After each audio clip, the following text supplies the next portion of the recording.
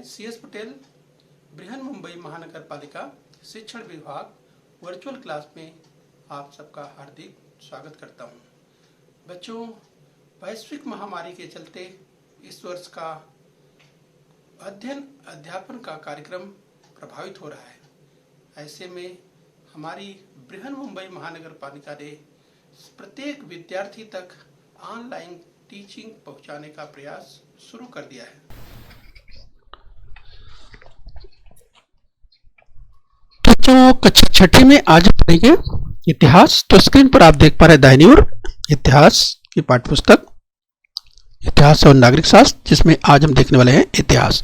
तो कक्षा छठी में आज हम पढ़ेंगे इतिहास, यानी बच्चों हिस्ट्री की बात करेंगे। तो बच्चों, आज का पाठ है नवा पाठ, दक्षिण भारत के प्राचीन राज्य, भाग 2 की बात करेंगे। Ancient kingdoms of the south India, part 2 की हम बात करने वाले हैं। तो बच्चों, इसके पहले पार्ट 1 हमने पढ़ लिया है, यानी दक्षिण भारत के प्राचीन राज्य भाग 1 का अध्ययन हमने पहले कर लिया है इस बच्चों। और आज हम उसी क्रम में आगे बढ़ करके दक्षिण भारत के प्राचीन राज्य भाग 2 पढ़ने वाले हैं। Ancient kingdoms of the south India, part 2 की बात करेंगे। तो बच्चों, मैं CS Patel, virtual training centre MCGM Mumbai से। आइए बच्चों आगे बढ़ेंगे।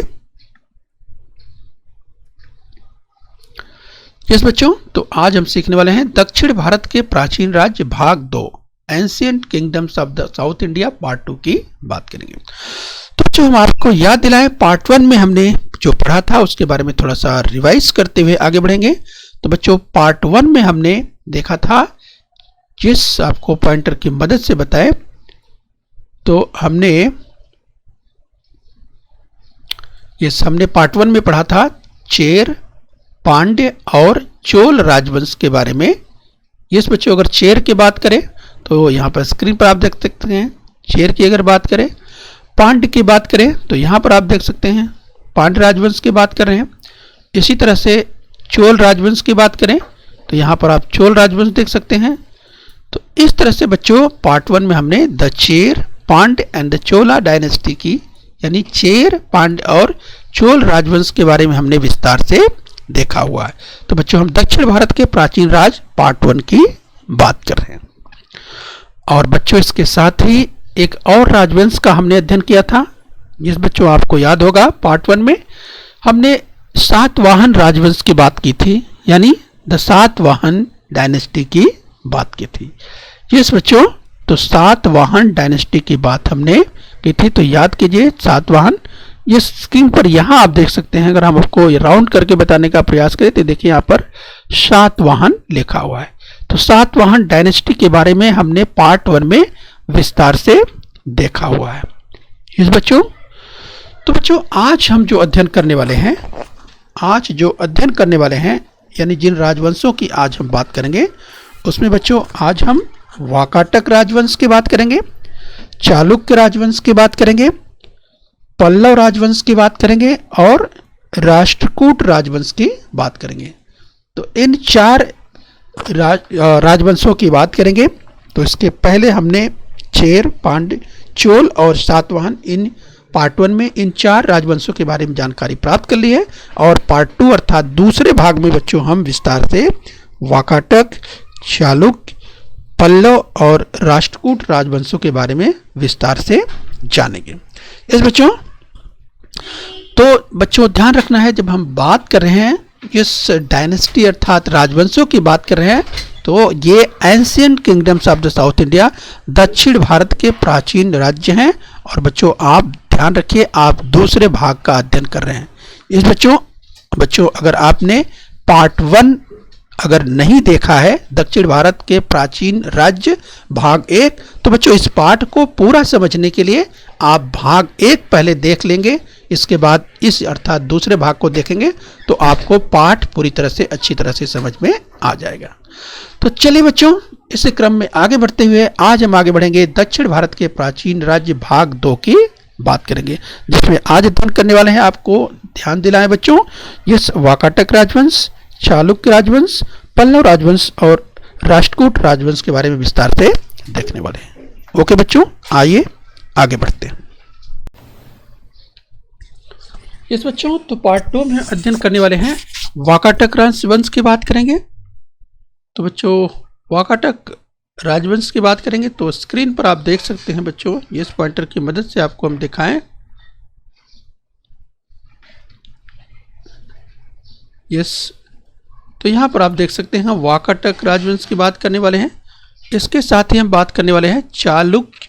यस, तो चालुक्य राजवंश की बात करेंगे तो यहाँ स्क्रीन पर आप देख सकते हैं मैप में। और पल्लव राजवंश की बात करने वाले हैं तो पल्लव राजवंश स्क्रीन पर यहाँ आप देख सकते हैं।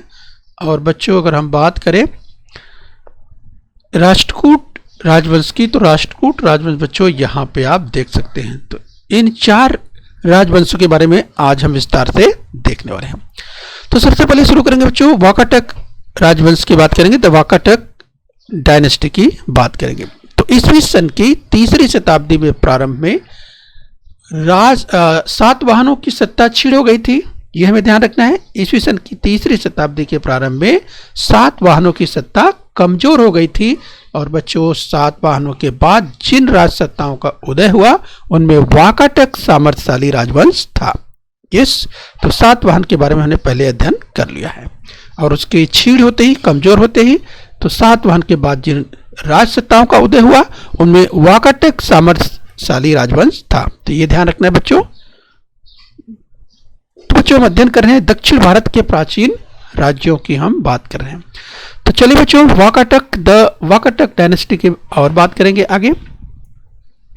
वाकाटक राजवंश के संस्थापक का नाम विंध्य शक्ति था। राइट, ध्यान रखिए बच्चों, हम वाकाटक राजवंश की बात कर रहे हैं और वाकाटक राजवंश के संस्थापक का नाम विंध्य शक्ति था। बच्चों विंध्य शक्ति के बाद प्रवरसेन प्रथम राजा बना। विंध्य शक्ति के बाद प्रवरसेन प्रथम राजा बना। तो चलिए ये ध्यान रखना है बच्चों। आइए इसी क्रम में और आगे देखेंगे हम। इस बच्चों हम अध्ययन कर रहे हैं वाकाटक यानी द वाकाटक डायनेस्टी की बात कर रहे हैं। प्रवरसेन के बाद वाकाटकों का राज्य बंट गया। उनमें 2 शाखाएं प्रमुख थी। तो बच्चों प्रथम शाखा की राजधानी नंदीवर्धन जो नागपुर के समीप थी। और दूसरी शाखा की बात करें बच्चों तो दूसरी शाखा की राजधानी वत्सगुल अर्थात वर्तमान वासिम जिला थी। तो चलिए ध्यान रखना है बच्चों, प्रथम शाखा की राजधानी नंदीवर्धन और दूसरे की वासिम। आइए बच्चों इसी क्रम में और आगे बढ़ेंगे। हम अध्ययन कर रहे हैं वाकाटक राजवंश की बात कर रहे हैं, द वाकाटक डायनेस्टी की बात कर रहे हैं। तो बच्चों विंध्य शक्ति के बेटे प्रवरसेन प्रथम ने वाकाटक साम्राज्य का विस्तार किया। उसके कार्यकाल में वाकाटकों का साम्राज्य उत्तर में मालवा और गुजरात प्रदेश से लेकर दक्षिण में कोल्हापुर तक। तो बच्चों यहां समझ सकते हैं, अगर हम बात करें जिस गुजरात की बात करें तो बच्चों यहां से लेकर के और कोल्हापुर की बात करें तो कोल्हापुर यहां पर आप देख पा रहे हैं। राइट, तो इस तरह से विस्तार यहां पर समझ सकते हैं। यानी विंध्य शक्ति के बेटे प्रवरसेन ने वाकाटक साम्राज्य का विस्तार किया। तो जिस मालवा और गुजरात प्रदेश से लेकर दक्षिण में कोल्हापुर तक फैला हुआ था। उस समय कोल्हापुर का नाम कंतुल था। तो जो कोल्हापुर की बच्चों बात कर रहे हैं उस समय कोल्हापुर का नाम कंतुल था। परीक्षा में पूछा जा सकता है, इसे आपको ध्यान रखना है।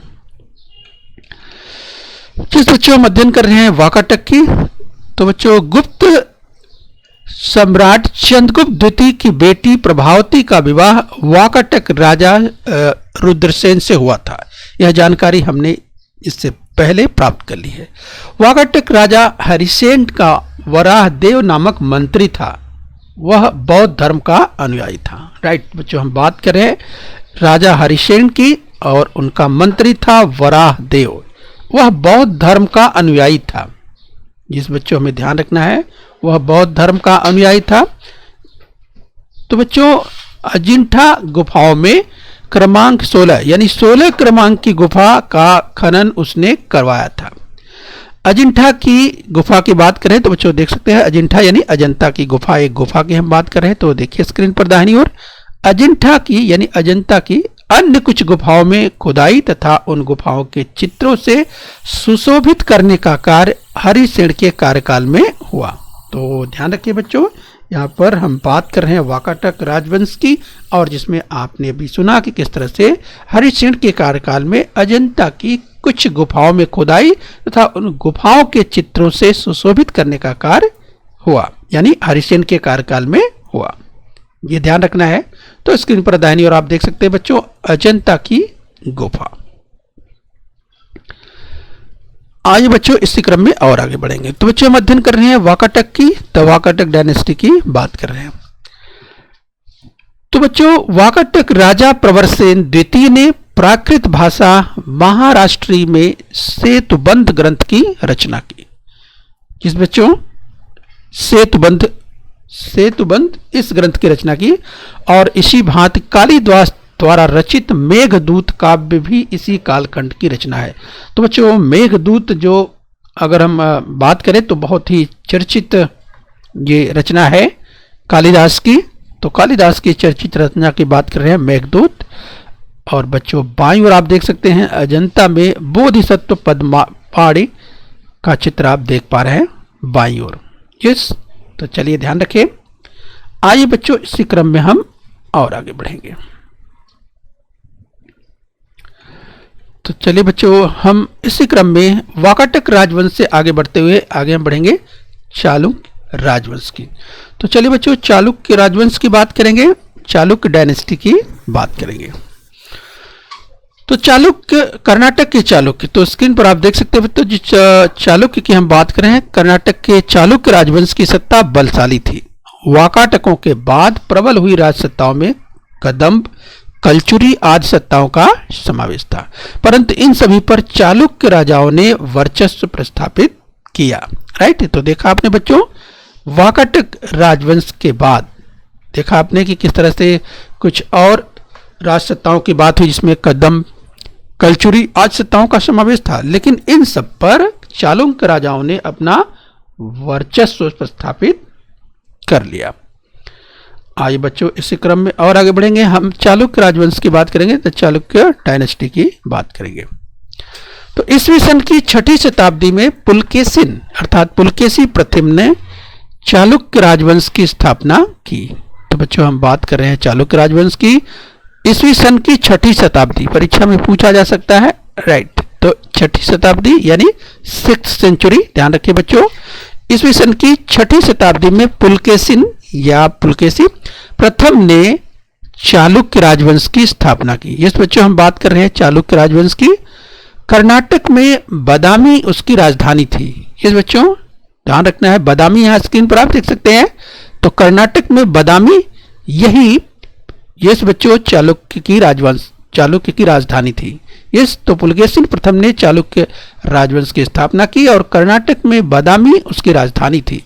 बादामी का प्राचीन नाम वातापि था।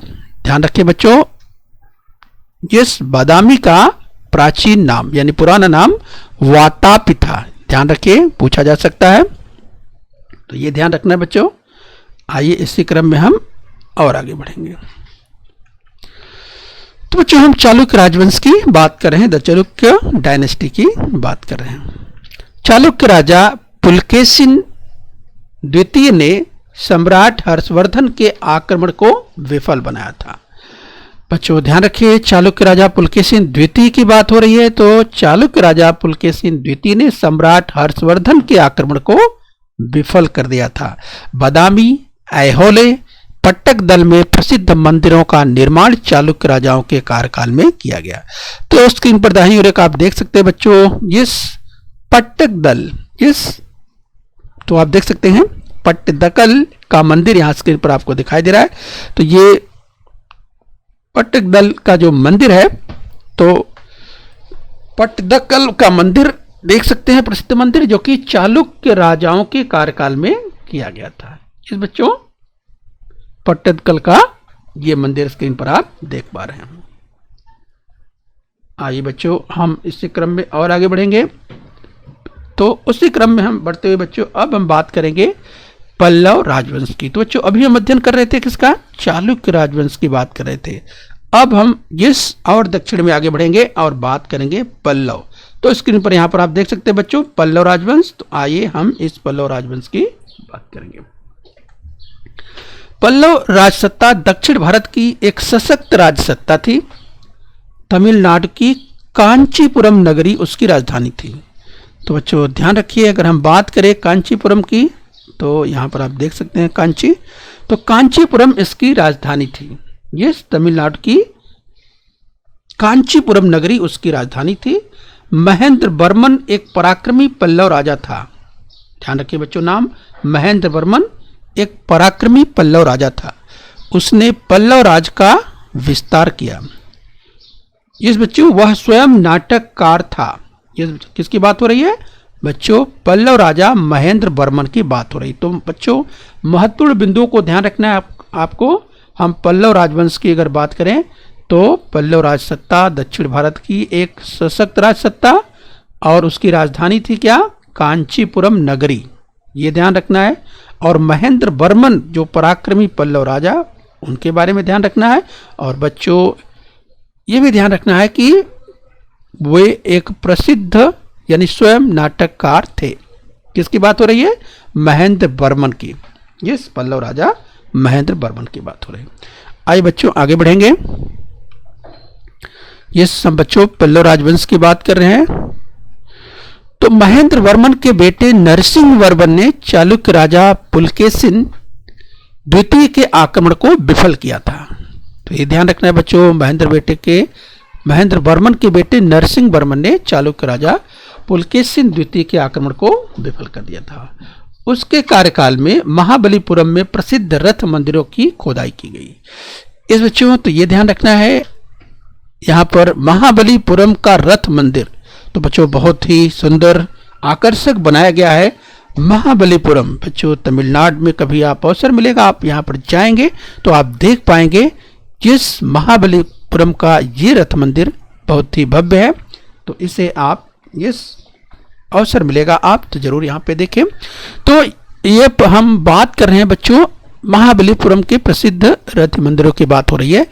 यानी बच्चों यहाँ पर देखिए ये रथ मंदिर अखंड पत्थर में खोदे गए हैं, ये ध्यान रखना है। तो ये रथ मंदिर अखंड पत्थर में खोदे गए हैं। तो ऐतिहासिक दृष्टिकोण से हम बात कर रहे हैं।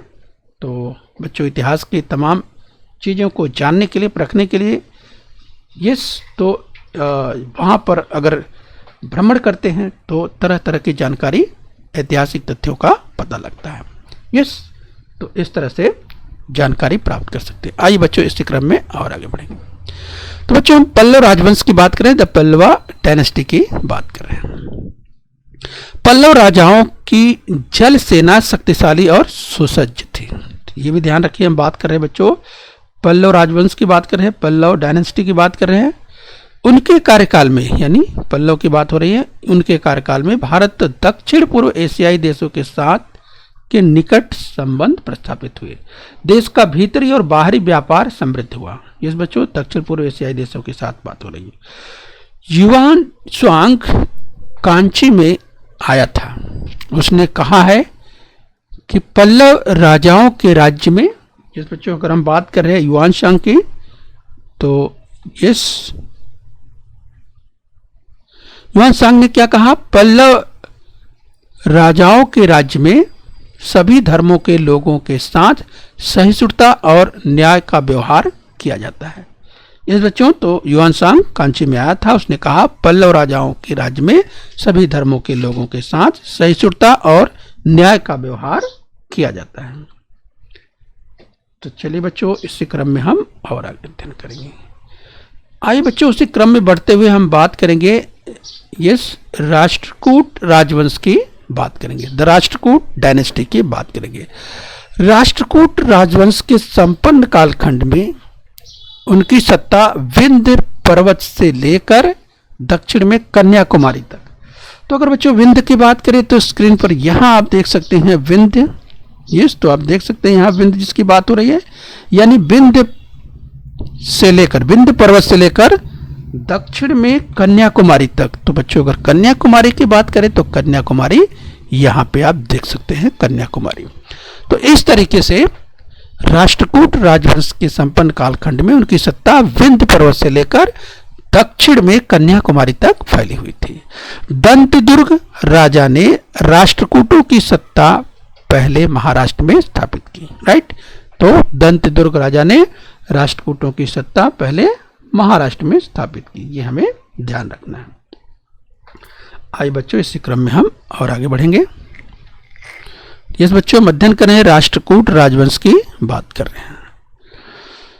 तो राजा कृष्ण प्रथम ने वेरुल यानी एलोरा के प्रख्यात कैलाश मंदिर की खुदाई करवाई। इस बच्चों, राजा कृष्ण प्रथम ने वेरुल अर्थात एलोरा के प्रख्यात कैलाश मंदिर की खुदाई करवाई।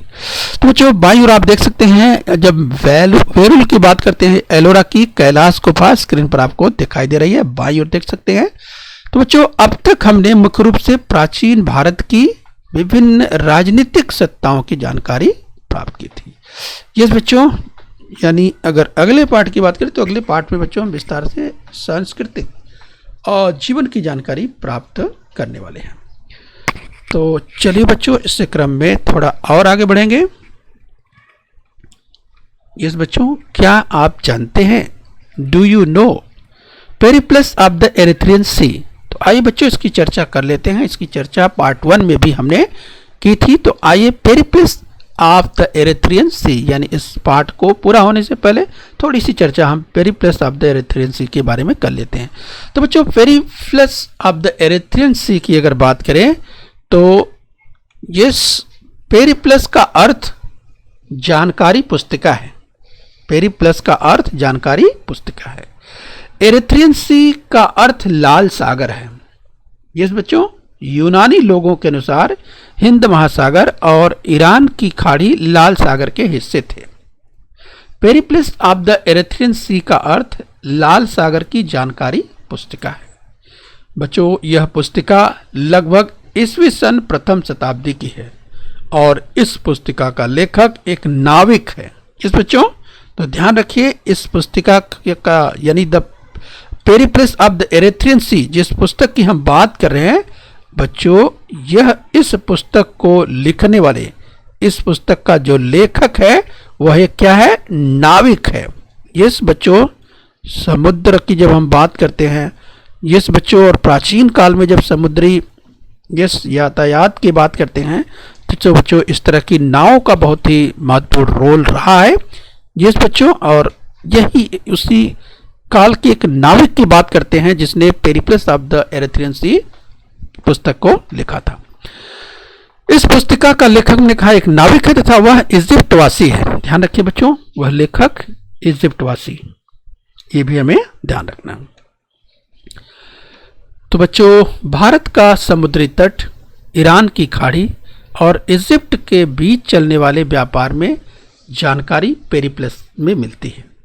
बैरी गाजा से तात्पर्य भरूच, नाला सुपारा, कल्याण, मुजरिम आदि भारतीय बंदरगाहों का उल्लेख पेरिप्लस में है। ध्यान रखिए बच्चों, बात कर रहे हैं इस प्राचीन बंदरगाहों की बात कर रहे हैं, ये जो कि इस पुस्तक में उल्लेख किया गया है। मुजरिम केरल के कोचीन के समीप स्थित प्राचीन बंदरगाह था, आज उसका अस्तित्व नहीं है। तो चलिए बच्चों, ये जानकारी पेरिप्लस ऑफ द एरिथ्रियन सी इसकी बात हमने कर ली है।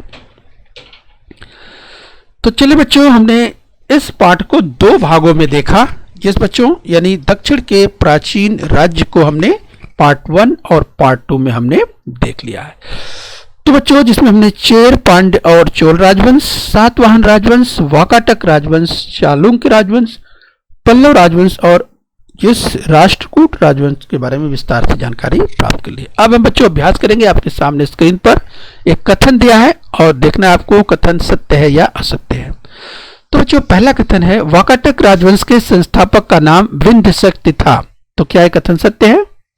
याद कीजिए, इसकी चर्चा हमने की थी। यस बच्चों, याद कीजिए। वाकाटक राजवंश के संस्थापक का नाम विंध्य शक्ति था। क्या यह कथन सत्य है? मुझे लगता है बच्चों आपको याद आ गया होगा। तो चलिए अपना उत्तर टैली कीजिए। यस, ये कथन बिल्कुल सत्य है। वाकाटक राजवंश के संस्थापक का नाम विंध्य शक्ति था, यह कथन सत्य है। आए बच्चों, इसी क्रम में आगे चलेंगे। ध्यान से देखिए कथन और सत्य या असत्य बताना है। यदि कथन असत्य हो तो उसे सत्य करके लिखना है। तो बच्चों ईस्वी सन की 16वीं शताब्दी में पुलकेशिन यानी पुलकेशी प्रथम ने चालुक्य राजवंश की स्थापना की। याद कीजिए बच्चों, ईस्वी सन की 16वीं शताब्दी में पुलकेशिन अर्थात पुलकेशी प्रथम ने चालुक्य राजवंश की स्थापना की। क्या यह कथन सत्य है? याद कीजिए, इसकी चर्चा हमने की थी पाठ में। तो बच्चों तमाम विद्यार्थियों को याद आ गया होगा और उन्होंने अपना उत्तर दे भी दिया होगा। तो चलिए बच्चों अपना उत्तर टैली कर लीजिए। तो बच्चों ये कथन असत्य है, यानी बच्चों ये कथन सत्य नहीं है। तमाम बच्चों को समझ में आ गया होगा कि आखिर इसमें बच्चों अगर कथन असत्य हो तो उसे सत्य करके लिखना है। तो आखिर इसमें असत्य क्या है? ईस्वी सन की 16वीं शताब्दी, तमाम विद्यार्थियों को याद आ गया होगा, ईस्वी सन की 16वीं शताब्दी में पुलकेशिन प्रथम ने चालुक्य राजवंश की स्थापना की। तो बच्चे 16वीं शताब्दी लिखा हुआ है और पाठ पढ़ते समय हमने इस पर बल देकर कहा था, याद कीजिए। तो इसको करेक्शन करना है यानी सही करना है, जो असत्य है उसको सत्य करके लिखना है। ईस्वी सन की 6ठी शताब्दी, तो 16वीं की जगह क्या लिखना है बच्चों? 6ठी शताब्दी। तो ईस्वी सन की 6ठी शताब्दी में पुलकेशिन यानी पुलकेशी प्रथम ने चालुक्य राजवंश की स्थापना की। इस तरह से बच्चों असत्य कथन को सत्य करके लिख देना है। चलिए बच्चों इस क्रम में और आगे बढ़ेंगे और ध्यान से देखिए आखिरी प्रश्न, सत्य या असत्य बताओ। यदि कथन असत्य हो तो उसे सत्य करके लिखना है। वाकाटक राजा प्रवरसेन द्वितीय ने प्राकृत भाषा महाराष्ट्री में सेतुबंध ग्रंथ की रचना की। तो क्या यह कथन सत्य है? याद कीजिए बच्चों, वाकाटक राजा प्रवरसेन द्वितीय ने प्राकृत भाषा महाराष्ट्री में सेतुबंध ग्रंथ की रचना की। क्या यह कथन सत्य है? तो मुझे लगता है बच्चों आपको याद आ गया होगा। तो तमाम विद्यार्थियों ने अपना उत्तर दे भी दिया होगा। तो चलिए अपना उत्तर टैली कीजिए। क्या यह कथन सत्य है या असत्य? तो बच्चों ये कथन सत्य है। यस, हम उम्मीद करते हैं कि आपने समझ लिया। तो बच्चों आज हमने पढ़ा, यस बच्चों, दक्षिण भारत के प्राचीन राज्य को का दूसरा भाग हमने पढ़ा। तो बच्चों पहला भाग आपने इस पढ़ लिया होगा। और बच्चों आप बृहन मुंबई महानगर पालिका के इस चैनल को सब्सक्राइब कर लीजिए और बच्चों खूब मेहनत से पढ़िए तथा बच्चों अपने स्वास्थ्य का ध्यान रखना है। ओके बच्चों बृहन मुंबई महानगर पालिका के इस चैनल को सब्सक्राइब कर लीजिए और बेल आइकन प्रेस कर लीजिए। तो बच्चों हम उम्मीद करते हैं यहाँ तक आपने समझ लिया है। आगे फिर मिलेंगे। आज के लिए इतना ही। Thank you very much.